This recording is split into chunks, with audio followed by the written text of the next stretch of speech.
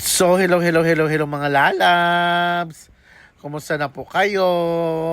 So, pagkagaling po namin sa La Paz Public Market, ay dumiretso po kami dito sa Mercy.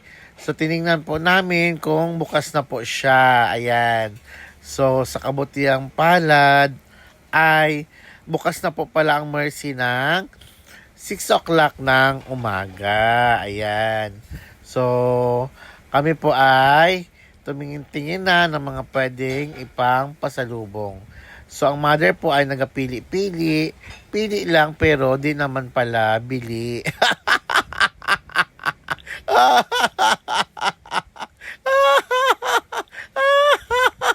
Tingin-tingin.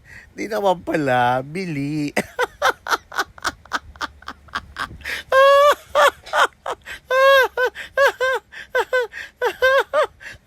At ang tanging gusto lang daw niyang bilhin dito ay ang muscovado. Ayan. So, gusto daw po niya ng muscovado sugar. So, yung pong sa baba ay muscovado sugar po yun. So, mayroon pong mga butterscotch, may mga piyaya, at marami pa pong iba kayong mapagpipilian dito po sa Mercy. Ayan. So, nagapili na po tayo ng mga pwede nating pasalubong sa opisina at sa mga friends. Ayan. So, tingin-tingin po tayo ng iba pa pwedeng ipang pasalubong. So, ito po palang Mercy ay galing pa po sa Bacolod ang kanilang mga products.